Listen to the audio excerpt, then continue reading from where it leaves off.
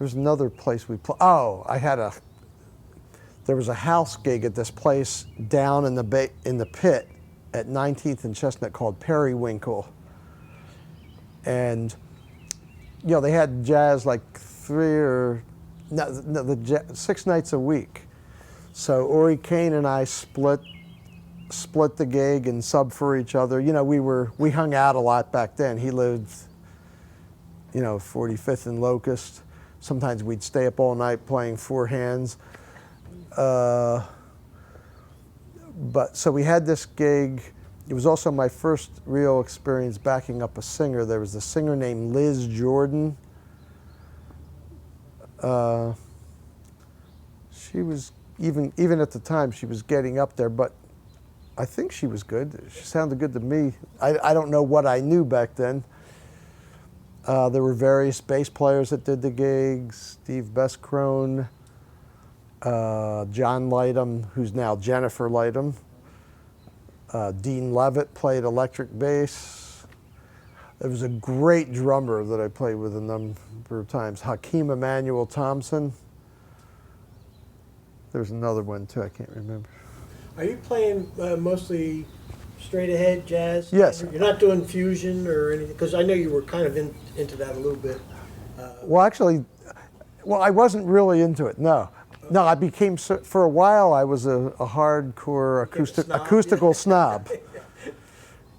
Yeah, I'm much looser now because I've heard really good stuff in almost any idiom, even stuff You're not doing like Return to Forever or Weather Report or any of that stuff. You're doing like... No, Steve Beskrone was always into that, so he would sometimes bring in something that we'd do, and he would make fun of me for being a snob, but it was cool.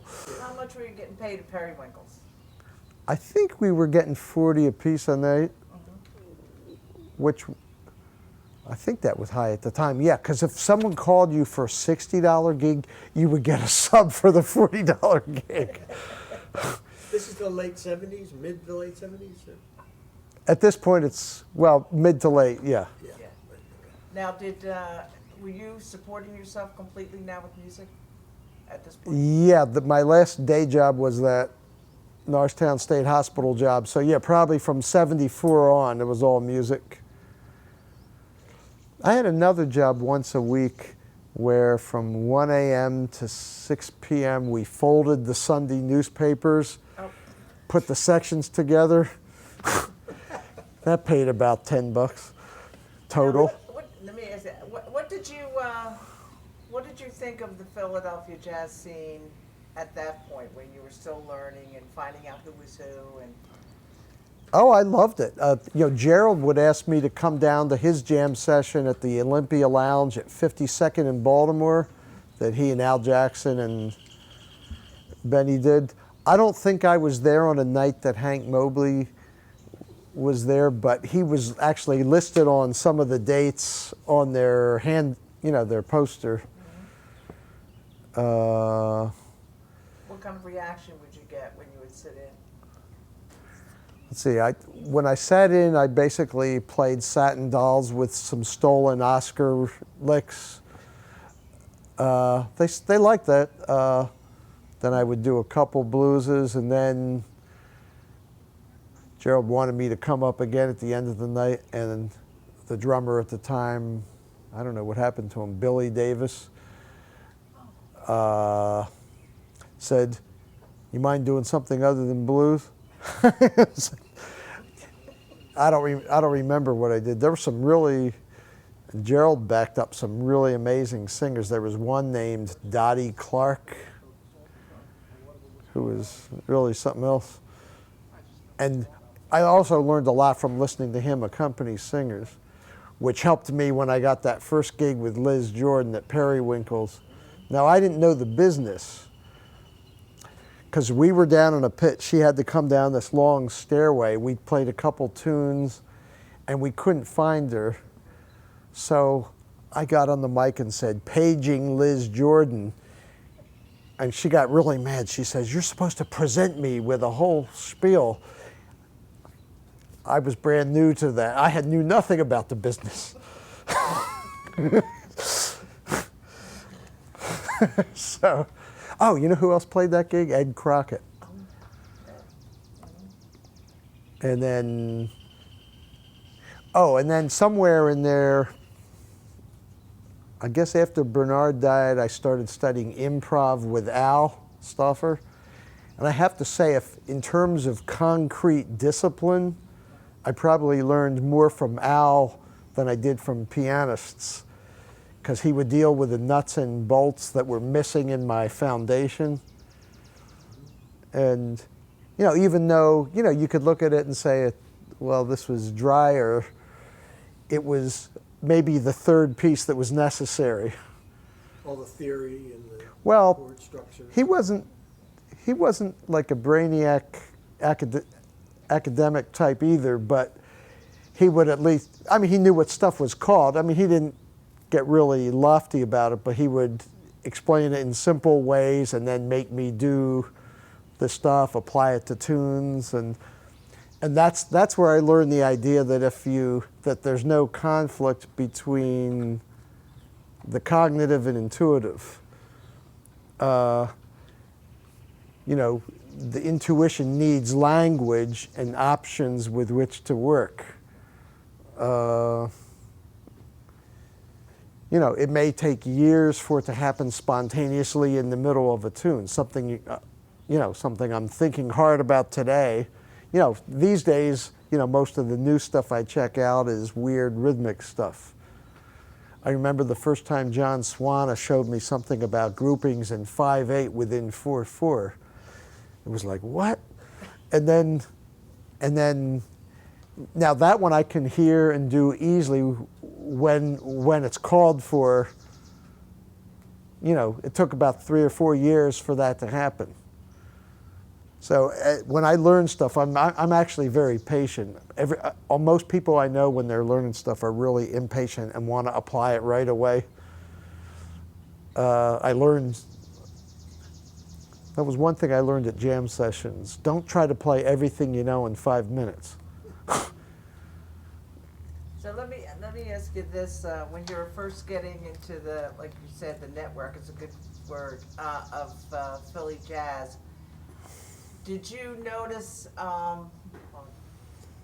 What did you notice about the racial relations between the musicians at the time? I noticed for the most part everybody getting along really well, and if you could play, they didn't, or even if you were interested in learning stuff, sort of the way Mike Boone was at Ortlieb's with people later on. He might be tough on them, but it would be coming from a place of helping. Like for instance, you know what guide tones are, right? Thirds and sevenths are the chords that tell you is it major, minor, or dominant before you even worry about flat nines and diminished 18ths and diminished 19ths. I got my first lesson in that from my very first gig with Larry McKenna. I think I was about 21 at the newsstand. I was called at the last minute to sub for somebody, I think Bob Cohen. And the first tune he played was If I Were a Bell. I thought I knew it. But the first chord I played was G minor. It's supposed to be G7. So for the second half of the melody, Larry, he played the note in the melody, then did this arpeggio leading down to a concert B natural, which is the third of G7, and made this big downward motion with his horn. And that, ever since, that was a huge lesson in guide tones. And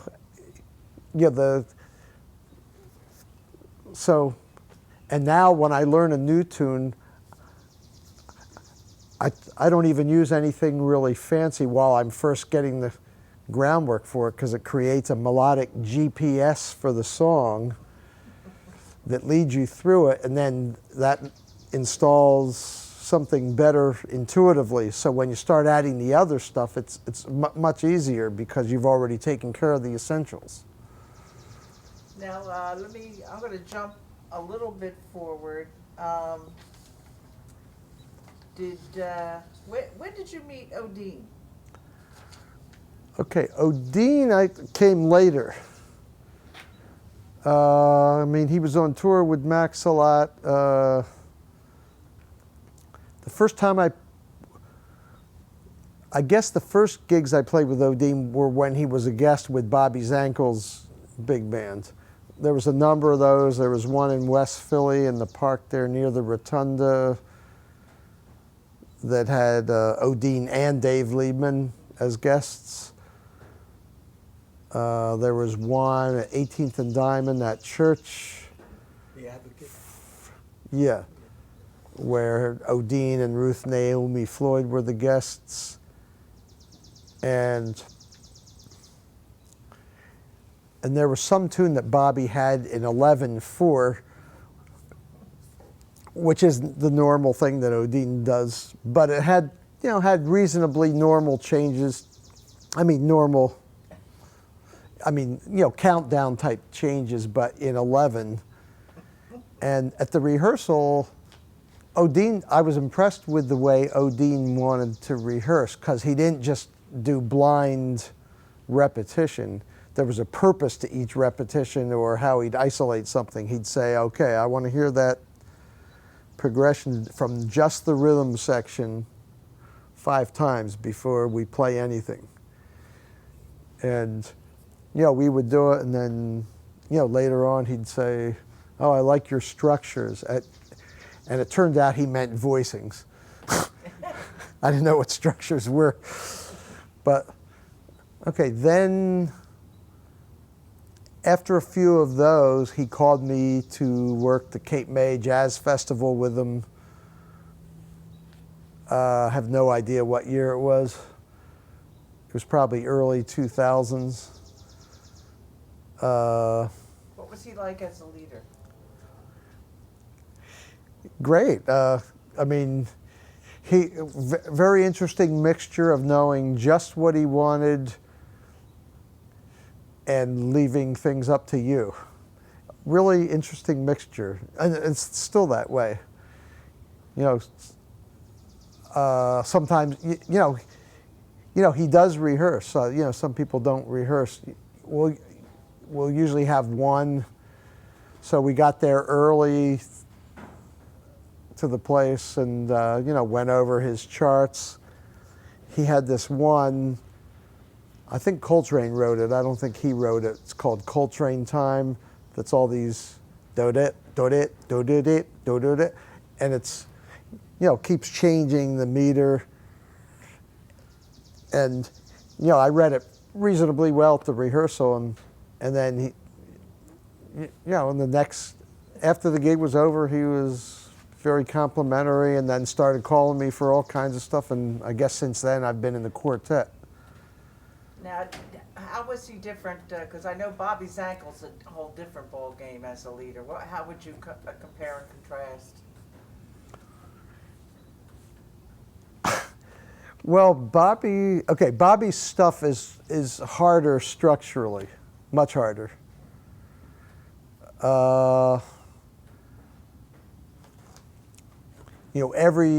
Almost everything is in some weird cycle of beats. Not in the same way as Steve Coleman's. That's even harder. But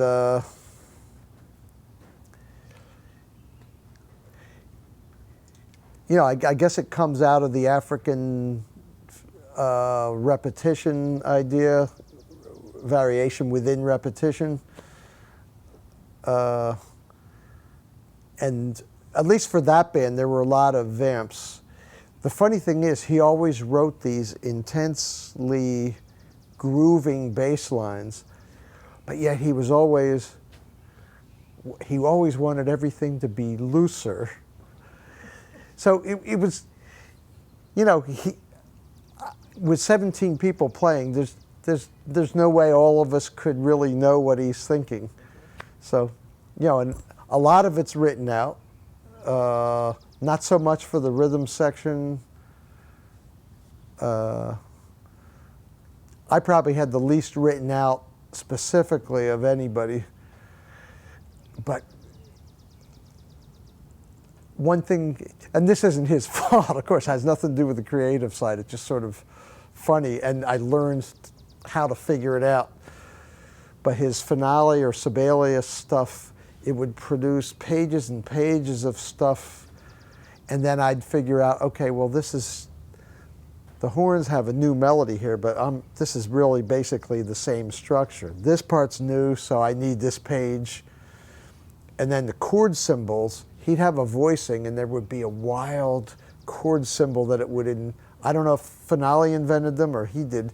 It would say E flat 11, sus 4 flat 9, sharp 13. And you couldn't possibly compute it in real time. So a lot of the stuff we'd rehearse a lot and play a lot, so after a while I got to hear the horn voicings, hear what was actually important or what he was thinking in the, so it's difficult to put together that way. The stuff, I mean, it's amazing. He's a total genius, and then a lot of times it would get very loose, much looser than at the rehearsal. He just, he would just bag what he did and say, okay, me and Craig, and then he'd do a sax and drum duo in the middle or something. And it's interesting. I don't mean to stop you, because you're talking about your teachers and how Bernard and your other teacher, Gerald, kind of approached you as a student more abstractly and developed a language for what you ended up doing with all these other people, with Odean and Bobby Zankel. It's almost an unspoken understanding of where their mental head is at, and being able to intuit what they needed. Would you agree with that, or does that make any sense? yeah, to a point. I mean, Bobby it's a specific musical language to a point in the writing. And I would try to get to some of that in the soloing. A lot of times he'd just point to me and say, play free. And, my free language is not the same as his.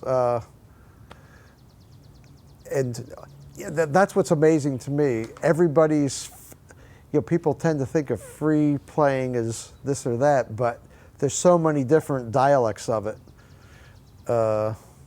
So, I usually try to find something that'll help realize the vision of the leader while still, but not being artificial.